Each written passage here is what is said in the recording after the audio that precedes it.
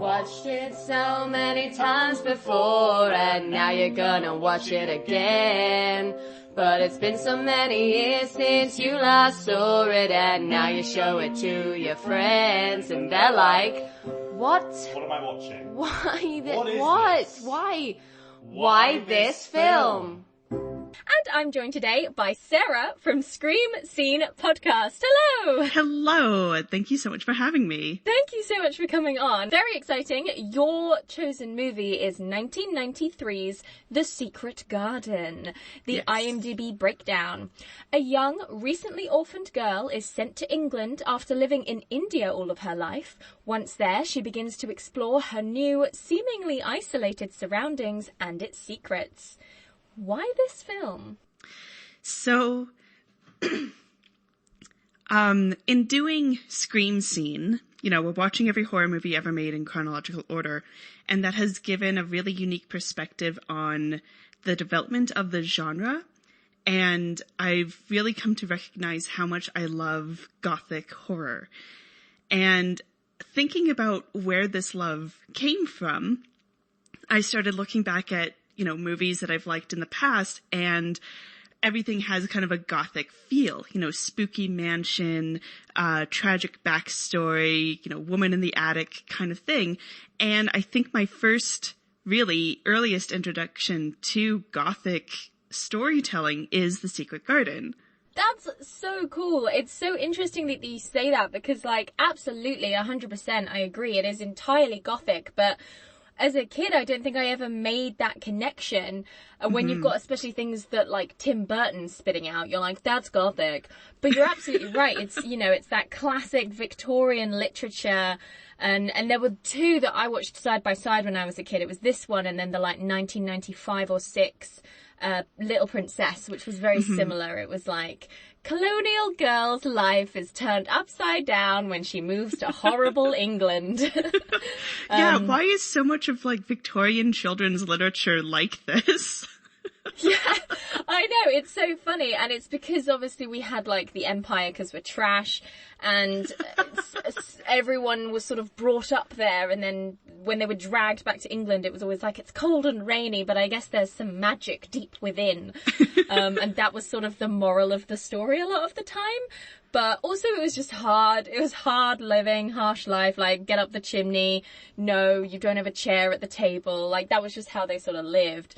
And I guess if you're an adult looking back on that and writing it into your story, you're probably not even thinking that it's coming across as particularly weird or mean. You're just that's childhood, kids. They also happen to find a garden, the end. And you're like, oh, great. But the two of them were especially big for me because I had to always have a blanket on me whenever I watched them because I didn't want to be seen crying because they would make me weep. I had a blanket with bricks on it, and I would just hide under it for the climax of either one of these movies because I would weep. And The Secret Garden's a really interesting one because it's very obvious that you're meant to be crying at a Little Princess. It's very dramatic. But here it's so understated in its misery and its tragedy. But yeah, to really focus on the Gothic, I mean, oh God, what's her name? Professor McGonagall. Oh, Maggie Smith. Maggie Smith as Mrs. Medlock is classic, laced up, black wearing, evil woman, but heart of gold underneath. But oh, she was so mean. And again, I'm going to keep comparing it to The Little Princess because they were just so side by side for me in my childhood. They both had these women that clearly had these really hard upbringings themselves and were now inflicting them on other children, and that's very Gothic. But yeah, I mean, where do you want to start? Oh gosh, I don't know. I think the best way for me to describe, if someone's never seen The Secret Garden, hit pause, go watch it and come back. But the way that I would kind of describe it is Gothic for children, because it doesn't have any of the really harsh stuff of Gothicness. You think about Jane Eyre, where by the end, Rochester's blind, but I guess it's okay. But this, brings in the spooky house. There's like magic, maybe, the tragic backstories, the secrets and mystery. Like, it's very much a great introduction. The main character, Mary, is 10, and I think what is really important is to watch it as a child. Because, and I came across this because I watched this with my husband, who's also like the co-host of Scream Scene. And he watched it maybe like once or twice as a kid, didn't really latch onto it the way that I did growing up. And watching it again, he's like, I don't get this. Like, I don't like Mary. I don't like any of these characters. Why do I care about any of this? And for me, as soon as I hear the music, I'm transported back into the magic. So I think it needs to hit you at the right time. In order for it to really have you identify with the main character and really get drawn into the mysteries of the movie. Definitely. Because, like, I can completely get why you don't like it. You're seeing it through the eyes of this arguably, like, spoiled, bratty, horrible little girl. Horrible? But she's so awful. I love her so much. But yeah, if you're like a 29-year-old adult watching this, you're like, what a bitch. Like, fucking don't deserve a garden. Like, go to your room. And then when she's like wagging her finger at Colin and saying like, you're so spoiled. It's like, girl, look in the mirror. Yeah, literally. And then of course I love how candid they both are, because the movie opens with one of the most terrifying openings to a children's movie ever. I think I genuinely had a fear of burning to death after watching this movie forever. I was so afraid of fire because it opens with her such a sad little moment where she's like, my parents hate me. And you're like, all right, Mary, like, they probably don't hate you. Like, come on. And then you see them and you're like, oh no, they do seem kind of shitty. Like, they're a little bit preoccupied and perhaps like you weren't necessarily planned, and the excitement of living out in India, and if you're a high up in the, I assume some sort of army position and you get to go to all these parties, like you're gonna be a bit shitty to your daughter, I guess, in her eyes, because all she wants is your attention and love, and that's not what you're giving her. But I guess time's up, because then you die horribly in a terrifying earthquake and fire. It's the earthquake that gets them, but I always thought it was fire because she's hiding under the bed and you can just see these flames and the screaming, and she has these elephants that like make me cry so much because like what she's put into them symbolically. So frightening. And so Colin as well, his dad's alive, but his mum's dead. So again, they have like shouting matches where it's like, my parents are dead! My parents are dead too! It's like, okay, congratulations, we have a lot in common. Like, let's be friends now. But yeah, no, I totally get that as an adult, you'd sort of miss the charm. And I worry as well with a female protagonist, whether it's, more difficult, I don't know, to get yourself into that position, because I do love how a lot of these ones have female protagonists, and they're not doing stereotypical girly things. Like, she's really brave in this, and she's really forthright, and she turns her brattiness into a confidence, and like, it's really lovely to see. And the way she treats the maid and stuff, her growth throughout this movie is really, really great and really important, I think, if you're a kid. But yeah, like, to talk about one of the Gothic traits before we meet Colin, it's just sort of like bangings and like screamings through the wall, and everyone's like, what screamings? I don't hear them. And Mary's like, are you fucking kidding me? Like, there is a child screaming in the walls, and they're like, you're being stupid, go to bed. Which is like, so scary when you're a kid. Oh, the constant like wailing. And it's like, is it the wind? Because we're on like the Scottish moors, or is it, or I don't know if it's Scottish, but we're on the moors. Yorkshire. And same vibe.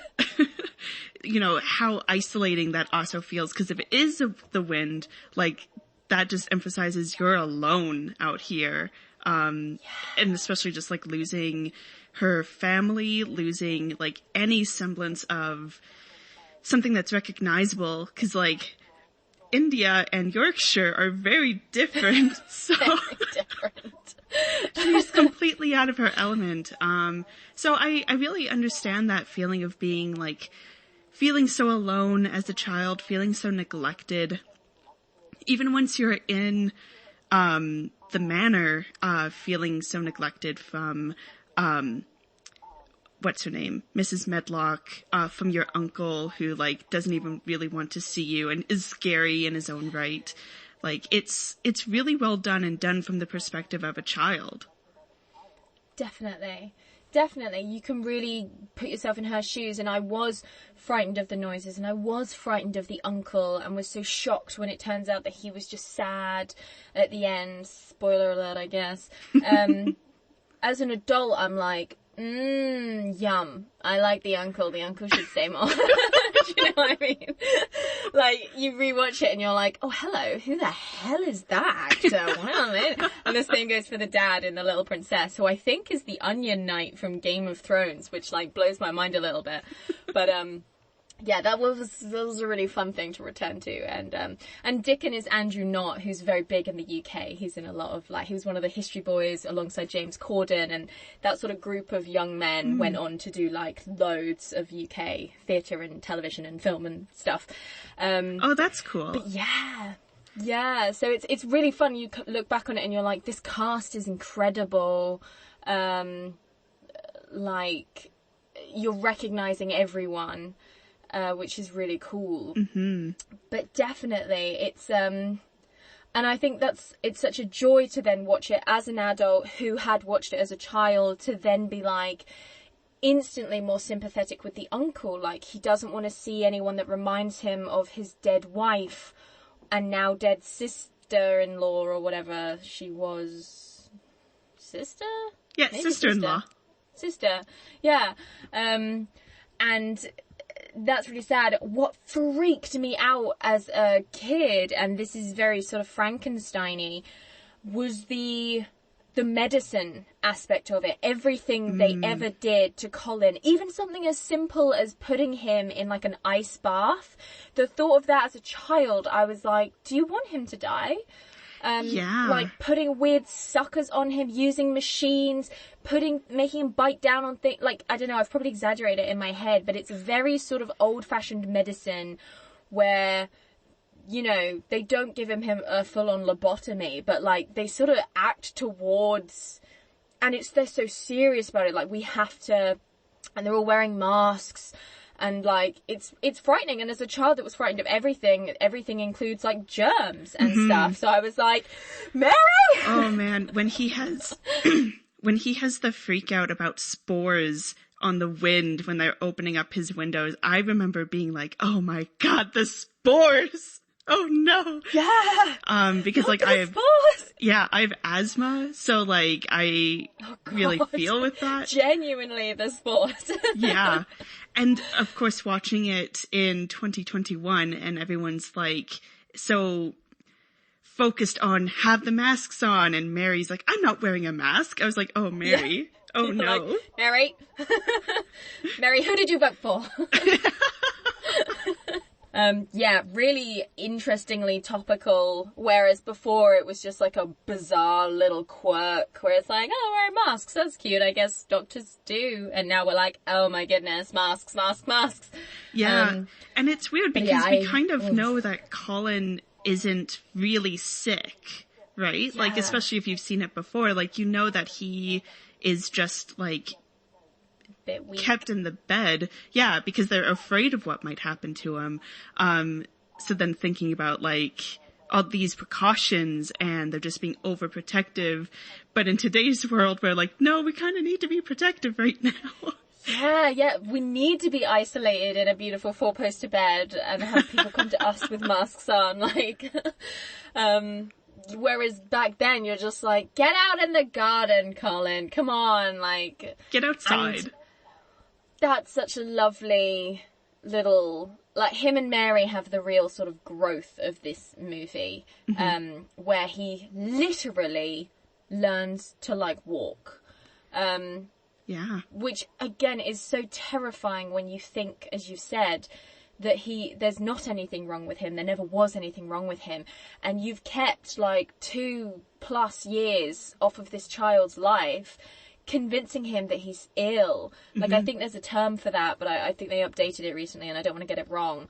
But that sort of, like, false diagnosis and entrapment, really. And that's terrifying in itself. So you're absolutely right, constantly bringing the Gothic in of just really scary things that seem so innocuous just watching the movie. You're just like, whatever. But yeah, even something as massive as we've come from India and now we're in Yorkshire, just like the weather would be like, oh my God, what is this? Like, I've never felt this cold before. Like, I would be so grumpy all the time if I'd lived in, like, India and then I had to move to Yorkshire where it, like, never stops raining. And, like, her first meal at the mansion is, like, a bowl of porridge, the most bland thing you could ever have. So coming from amazing Indian food to horrible. Porridge. Yeah, and it would have been made with, like, water, and there would be, like, no sugar on it or anything, and it just, like, this poor girl, I don't think she's stroppy enough, to be honest. Like, I would be way stroppier. I would have no time for Colin, I would have no time for Mrs. Medlock, no time for poor Martha. I'd be like, get the fuck out of my room! Staying here forever! So I get it. Yeah, she's definitely like that. And what is interesting is, so the movie is adapted from a book, so you probably get a bit more of the character development in the book, but you do still see it in the movie of her, as you said, learning to not be so mean and having that stubbornness turn into confidence. At the same time as the garden is being transformed, and then the garden as a transformative place for Colin as well, and then ultimately for the uncle when he comes back. It's really neat, and I think it kind of speaks to the theme of the movie about, like, being growth and rebirth. Yeah, exactly. And if you neglect something, whether it's through just, like, I don't care about this kid, get this kid away from me situation for Mary, or being so overprotective that you're kind of neglecting the child from having a life outside of his 4-post bed, both cases are terrible.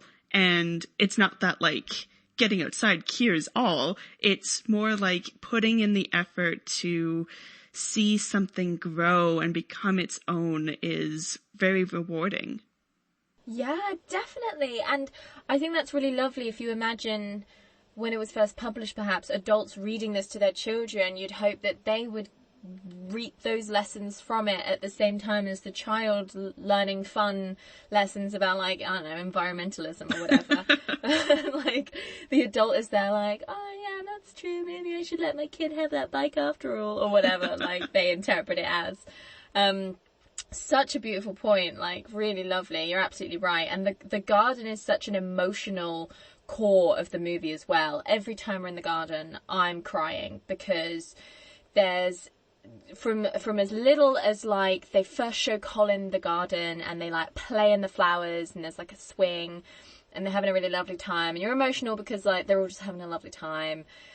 There is a flashback in this movie from Mary's point of view from when she was, like, a baby, and I'm not sure whether it's sort of slightly made up or based on true events, but she's a literal baby that is, like, waddling, and her mom is on the swing in the garden and she's calling to her and she's beautiful and glamorous, and then she, like, hears something and starts running away through the, like, flowers, and she looks back at the baby and, like, just sort of laughs and then turns around and, like, continues running, and the baby is left in the garden alone and it starts to cry, and now I'm going to start to cry just from talking about it, because I don't like children, I don't want children, I've always been like that, I always will, but oh my God, there is nothing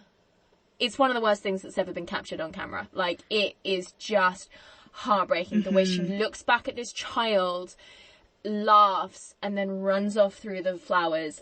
It gets me every time, and I always forget it's coming, and every time we get to that horrible dream sequence where she's on the swing, I'm like, oh no. Oh God. Yeah. Where are the tissues? Yeah, it really hits you, and especially because, you know, if the camera lingers on the wailing child, it's just like, oh God. But what I always found really neat is that, like, that child's wailing turns, when she wakes up, turns into Colin's wailing, and then that's when she goes and finds him. So I think it's like a neat way of tying her, like Mary's loneliness and feelings of neglect, of being left behind in this jungle of a garden, to finding almost like a kindred spirit a little bit. Yeah, again, such a great point. Like, it's so thoughtful. The 90s were so good for doing these, like, Victorian literary adaptations.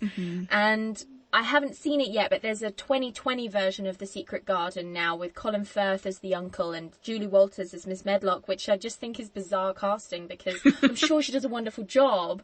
But Julie Walters is, like, fun and nice, you know, and, like, Mrs. Medlock is not.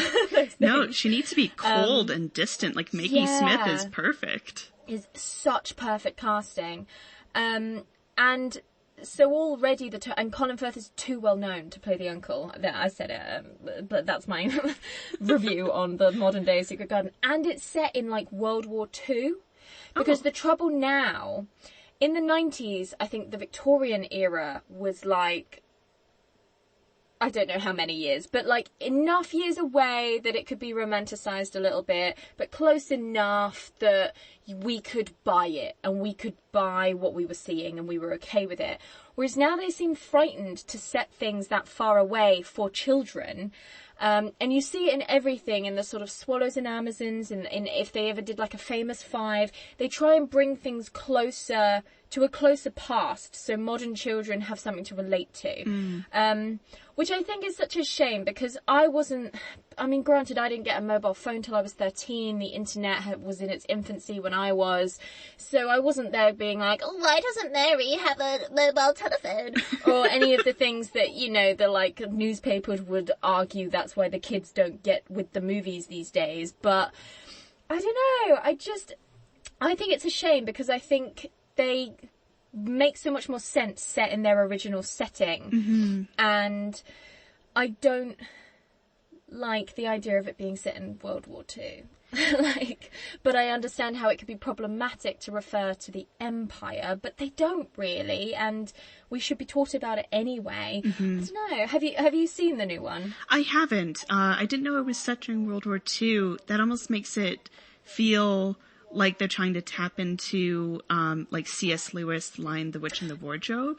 Yeah, exactly. And I guess it gives them an easy way out of saying, like, it's because of the war that her parents died or something. Yeah. Or that she's just evacuated. Yeah. Like, they could even still be alive, which again ruins all of the themes of, like, isolation and growth and whatever. Yeah, I think,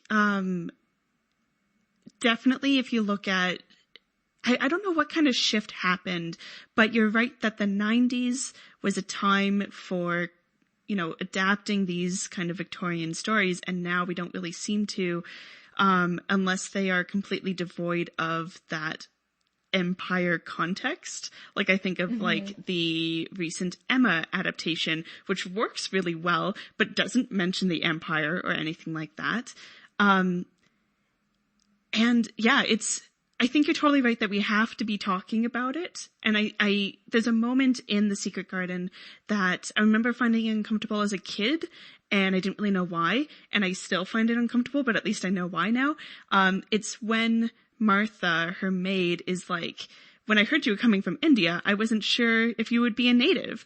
And Mary throws a full-on fit that is completely fueled by racism. Like, how dare you think that I would be colored? Like a servant. Yeah. And anything like that. And it's like, oh, God.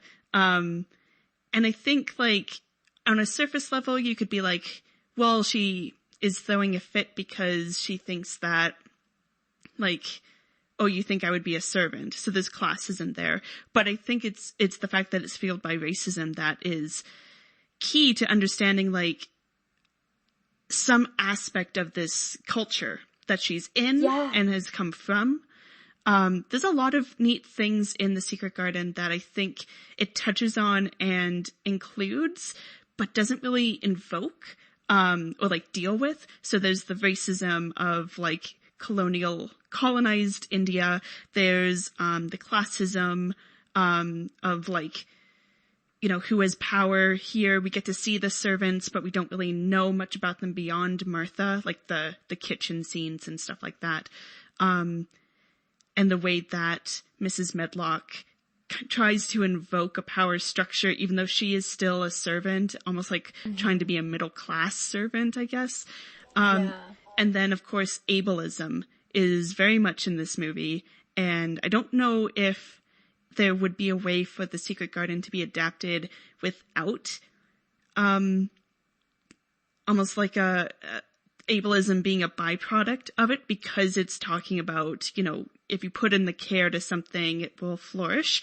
And at the end of the day, people are built differently.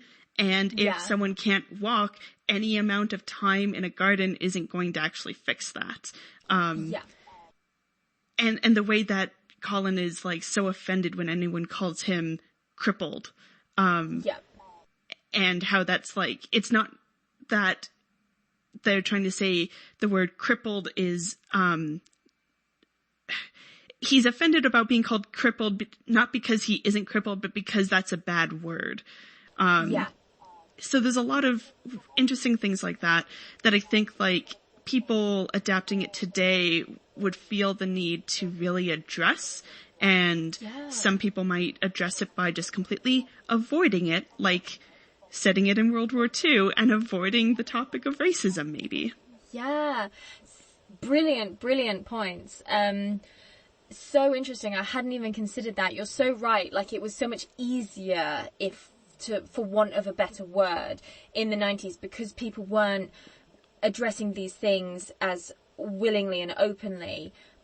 So they could just sort of adapt it and focus on the sort of big old literary themes and lovely fun movie for kids, let's go. And I think they're very good adaptations, and I've not read the original books that The Secret Garden or The Little Princess come from, but I can't imagine they've left much out because they're not huge books. But you're absolutely right. In today's society, we would need to address all of those things, and I think it is a shame to just ignore them, because as the Warner Brothers cartoons say, to pretend that these never happened is worse than them happening, in a way, because we need to know our own history in order to move forward from it. So it's a really interesting conversation that she has with Martha. Oh, it's not a conversation, it's a shouting match at the beginning of the movie, where like she's offended because she thought she was going to be not white, and she's like, the only natives, as it were, that were surrounding me were my servants. Like, how dare you? And the same as in The Little Princess, there's like the sort of magical native that lives next door, which is a very big stereotype. So, yeah, I'd be interested for someone who has a passion for the original tale, but also wants to wade into these arguments for kids, to take the story and do a version of it and not be afraid to address what was, because there's plenty of movies that are set in colonial India that people are cool with, like The Viceroy's House is one, and it's about the end of it, of the empire in India, before we moved on to like wherever the hell else we moved on to after that. We suck.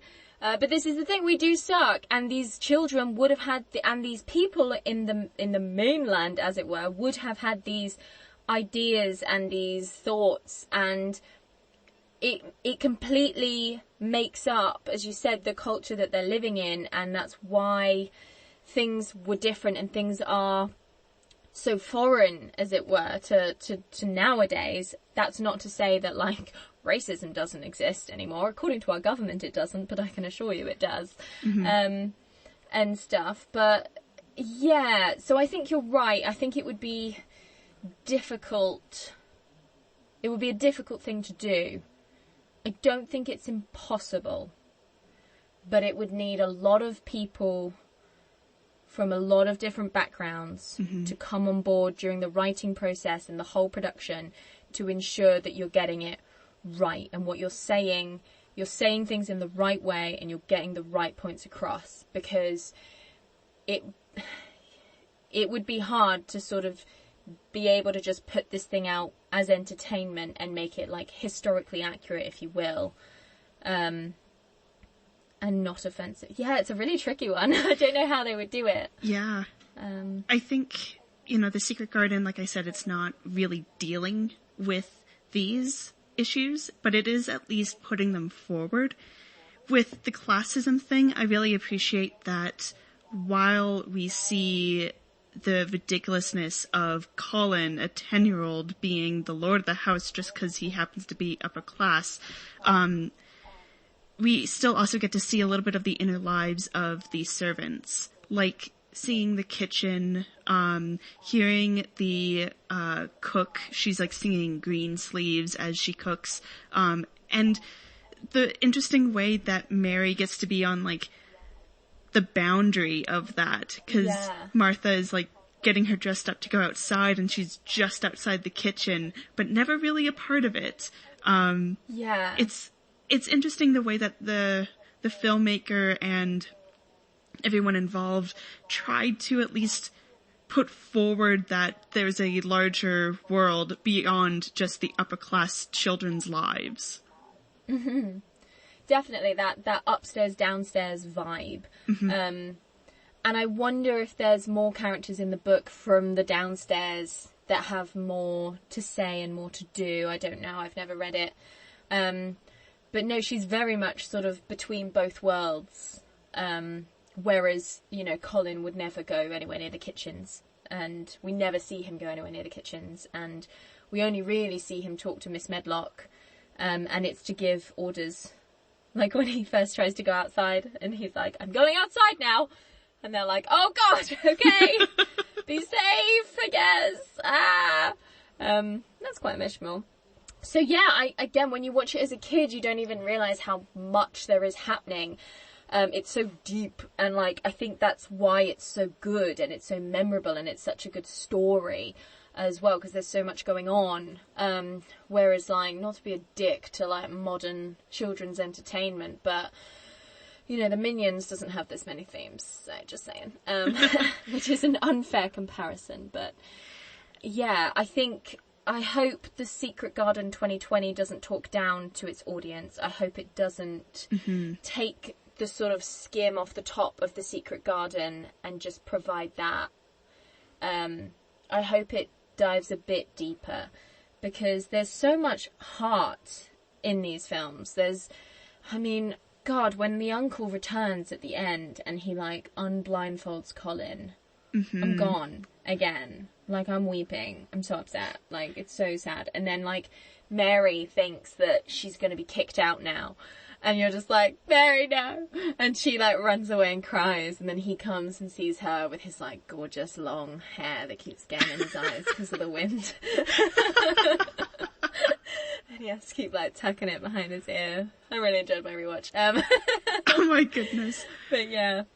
Yeah, I think my concern for, like, the 2020 adaptation, again, haven't seen it, but a lot of children's films today seem to be very fast-paced.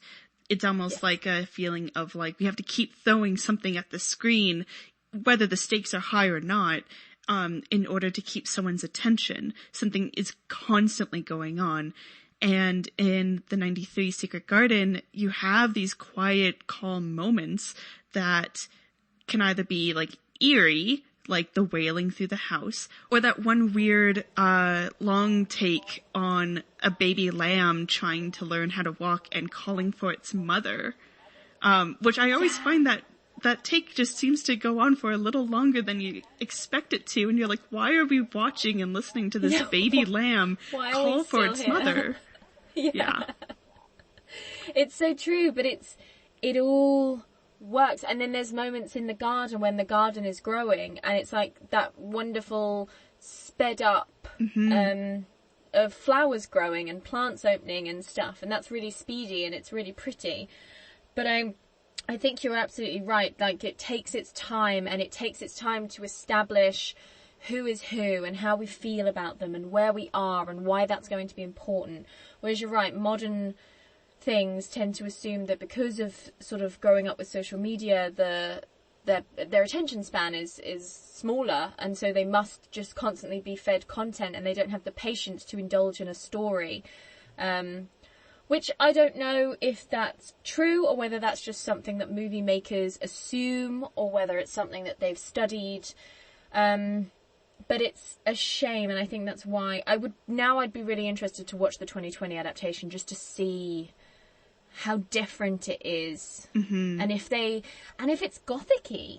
Do you know what I mean? Like, I wonder, it doesn't look it from the poster. It looks very, twee almost, like, just like no kid is gonna want to watch it. It makes me like, wonder. I'm looking at it and I'm like, it makes me wonder who it's made for, because the idea of casting Colin Firth, who, like, when you say Colin Firth, you immediately think of him coming out of the water with, like, a wet shirt from Pride and Prejudice or whatever. Like, I feel like that means that this 2020 version is made for the adults who grew up on The Secret Garden, not necessarily for children today.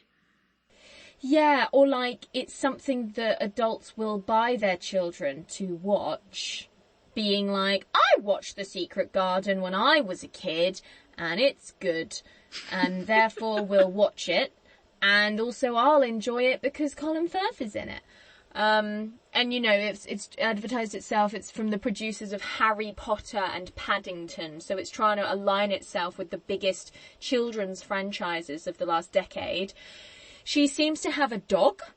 Oh. From what I can see. It looks like she has a dog. Yeah, set in 1947. So maybe we should watch it and then just, like, compare notes. I'm pretty sure my notes are going to be, I hated it. What did you think? Not to be mean, but yeah. I love that the original book is written by a woman, and this movie is directed by a woman.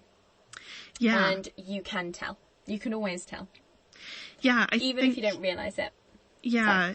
No, it's all good. I completely agree. I think it's definitely, like, the way that the director, Agnieszka Holland, will give time for moments between Martha and Mrs. Medlock, and time for Mary and Martha to have moments, because I feel like if it was a male director, they wouldn't realize that the importance of this story is about Mary creating relationships. They would see it as what's written in the script of, like, here's the plot of she finds a garden, she makes the garden heals all. And I don't want to say that I'm not trying to be derogatory against male directors. It's just that they would not click in to how to add in these moments for relationships to develop, even in the background. There's, like, this really neat shot where, like, we're looking down a staircase and there's no reason for it, but for some reason at one point, Mrs. Medlock, Maggie Smith, walks by and looks up directly at the camera, almost like she's, like, you know, very far away from what the children are doing and looking at a distance, and is also, like, a constant watcher. And that feels like something, like, the fact that it's Maggie Smith, you would have had to pay for her time and for her costuming and everything for that. You would have needed to set up the shot in such a way that you would have that long shot or a long take to have her walk by at the very end, way after other people might have cut. Like, having an eye for ways to do characterization for the female characters in ways that don't actually contribute to the plot overall. It just contributes to the overall vibe. Yeah. Definitely, and furthers their characters in the sense that if you have to give this movie an antagonist, it would be Mrs. Medlock, and you're right, it's just that sort of, like, suspicion, like, untrusting of anyone else in the household, power-hungry vibe of just something as simple as, like, looking up the stairs as she walks past. And, yeah, you're completely right, this movie passes the Bechdel test. It's filled with women, and I think that's another reason I liked it as a kid, because usually we're so often resigned to, like, you get one woman and she covers all aspects of woman, and you're like, that's impossible, and they're like, we're gonna do it anyway because fuck you. Yeah, like, I love so Princess annoying. Leia, but that's how George Lucas treats her, unfortunately. Yeah, like, no bras in space, hun. No bras in space. Get the fuck out of here, George Lucas. Oh my god. But yeah, and yeah, like, the only woman in space as well, apparently. Like, yes. Oh, quick, breed. It's frustrating. It's so frustrating. So it's really lovely to see women of different ages, because Martha's so interesting because she's right on the sort of, she's between Mary and Mrs. Medlock. Like, if we say Mrs. Medlock is, like, late 40s and Mary's 10, Martha could be anything from, like, 17 to, like, 25. Mm-hmm. Probably closer to 17, to be honest, which again is really interesting with how close in age she is to, like, to Mary, and the difference is instantly there between their upbringings and their lifestyles and the just different countries that they've been brought up in. The new one is directed by a man. I think he did National Treasure. Oh, that's a weird thing. Like, a weird shift. So I hope that they're not, because again, I briefly touched on it with Miss Minchin is the one from Little Princess, and Miss Medlock is the one from Secret Garden. It would be so easy for you to pick up the script and be like, stereotypical, horrible old woman, and just leave it at that. But both of them have moments of such heartbreak and character and wholesome underneathness that they can't reveal to the children, but behind closed doors they both have moments of, like, weeping and, like, understanding and, like, feeling, whereas you can imagine, I mean, I'm just going off the poster here, I'm being very cruel, but Julie Walters is just looking very angry at the camera, and you're like, oh, is she just an angry old lady that's really strict? That's really boring. Yeah. Like, with Maggie Smith's performance, you understand that, like, so Colin was born early because his mom fell off a swing and died. And so I understand how fragile he might seem to be, because he's a preemie. And you get the feeling with how long that Mrs. Medlock has been there, she's basically raised him.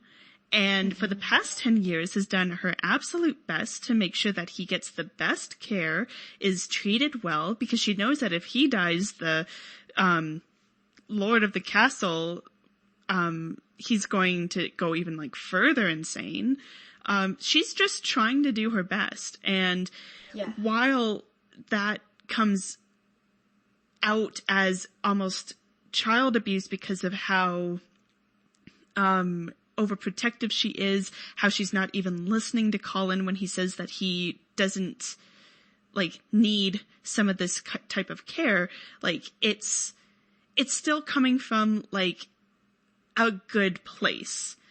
And I think you kind of understand that through Maggie's performance, especially when she resigns at the end and is bawling her eyes out. And it's such a neat moment between her and Martha, because Medlock is crying because she's just resigned. This has been her entire life. And Martha goes to comfort her, and she, like, slaps Martha away. And Martha goes back again because Martha, you know, is the spine holding this entire household together. And Medlock embraces her at that point. And then her tears when she sees Colin walking. It's a really well done, and it's multifaceted performance, and it's more than just, I'm angry because I'm childless. Yeah. Exactly. It's so much more than that, and you see it on different levels as you grow older and you continue to rewatch this movie, and you start to see it from all the different angles, and you see why, and 100%, like, all of a sudden you can put yourself in her shoes where you're like, I am trying to keep this child alive in this huge house where his dad is never around, and this 10-year-old has broken into his room with God knows what all under her fingernails, and I just can't right now. If you don't get her out of my sight, I'm going to personally strangle her. Like, I get it. Like, I'm surprised Mary doesn't receive more, like, physical abuse, because I'd be like, like, I am trying my best here, and it's so important to see those emotions and those emotional switches, and they, as we say, like, it's from the point of view of the children, and that's so good for when it's for children and you're completely on side, but we still get these adult stories, which often we don't, like, if we, I mean, I don't know what point I'm going to make here, but Harry Potter, there was obviously a lot to cover, but they missed out a lot of really good relationships between the adults, preferring to focus on the relationships between the teenagers, and I think that's a real shame, because there's so many interesting adult relationships in Harry Potter that feed into the main story that we were just denied in the movies, because someone was like, no, rather than taking a step back and seeing the bigger world. And I mean, this movie is only an hour and 40 minutes. Like, it's a solid amount of time for a movie to, you know, exist, and it's great because of it. The new one is 100 minutes. What's that? Like, just under 2 hours? No, I think that's actually the same amount of time. Nice. Okay, good job. I was going to come for you, but, like, I guess I won't. We have to at least give it that. Yeah. I hate it when a movie is too long. Like, unnecessarily long. Like, it's padding. So, yeah. But, yeah. Anything else to say about The Secret Garden? I think to kind of further underline the point of the importance of women telling these stories, the 93 Secret Garden had its screenplay, or the book adapted to screenplay by Carolyn Thompson. And I just want to name drop her because I think she's also the reason why we have such a Gothic feeling to the movie. She did the screenplays for Edward Scissorhands, Nightmare Before Christmas, Homeward Bound, another childhood classic, the 1991 Addams Family. Like, she knows how to adapt weird stories into weird stories, and I think she would be a good point to, a good person to point to as to why The Secret Garden feels so Gothic. There are changes from the book. I did like a quick plot synopsis comparison. But the changes are actually made to make it more Gothic, which is interesting. Oh, interesting. Yeah. So in the book, Mary's parents die from cholera. Oh. That's just sad. It is sad. That's dramatic. Yeah, versus exactly a dramatic, like, earthquake, fire, like, everything gone in a night, kind of situation. In the book, it's, Mary's mother is the uncle's sister. Right. So it's, you know, brother, sister, versus Mary's mother being the twin sister of Colin's mother. And, you know, it's a subtle thing, but it's like, oh, that's weird. And that just adds into like the Gothic mystery. The fact that Mary looks so much like her mother and therefore looks like Archie's wife. Yeah, just little things like that, that honestly I think work to underline the moodiness, I guess, the atmospheric mysteries in this film. Definitely. That's such an interesting change, but so poignant, like so small, but so massive at the same time. Mm-hmm. That's really interesting. Yeah. Wow. I mean, what a resume there in terms of script writing, that's my childhood. That's like, and they're all really decent movies as well, like really, really great films. So, fingers crossed she's still working and like adapting things, because wow, like good job, lady. Yeah, so good. I mean, I love this movie. Like, it's burned into my head because I watched it so many times. I think we had it taped off the TV on VHS, and it got to the point where it got like wobbly lines on it because I watched it so much. And yeah, then the second I could, I got it on DVD, and it's now on Netflix. And yeah, it's just an absolute classic. It's gorgeous. It's Gothic. The cinematography is by Roger Deakins. I don't know who that is. Oh, okay. Roger Deakins is like a big deal cinematographer. He did Skyfall, for example. Oh my god! Right? Wow! Oh wow! Yeah, it's so good. Like sweeping Yorkshire moors, wavy hair, horsebacks, like all the things. So gorgeous. Great movie. You gave me 3 choices in your email, and I was instantly like, that one. Yes, please. I was really hoping you went for it, so I'm happy. Yay. But yeah, thank you so much for coming on. This has been a wonderful conversation. You have been a brilliant guest. Thank you so much. Oh, thank you for having me. Of course. Please come back anytime. Would you like to tell us about your podcast? Of course. So Scream Scene is a podcast for watching every horror movie ever made in chronological order, which is quite a large task. We have almost 200 episodes, and we've only made it to 1957, so lots of stuff to go through. As I said, it has kind of like this meta-narrative of how the horror genre has developed in film, and we do every film. So lots of Hollywood, but we also have some really neat horror films from Japan, China, Mexico, even Nazi Germany, which was quite interesting. Wow. Yeah. So if people want to find out more about Scream Scene, you can find us on anywhere you find really good podcasts, Spotify, iTunes, whatever. And you can find our website with our full list of ranked movies at screamscenepodcast.tumblr.com. Nice. It's so much fun. Like, I can't believe you've only just gotten into the, like, 50s. Like, that's insane. Yeah. So crazy. You're going to be doing this for years, but how wonderful. Like, I can't wait to go right back to the beginning and go all the way through. I feel like I'm going to learn so much. So really, really cool. As I say, please come back on this podcast literally at any point. Like, you are amazing. Oh, thank you. This has been so much fun. Thank you so much. Yeah, and thank you for listening. We'll see you next time on Why This Film. Bye!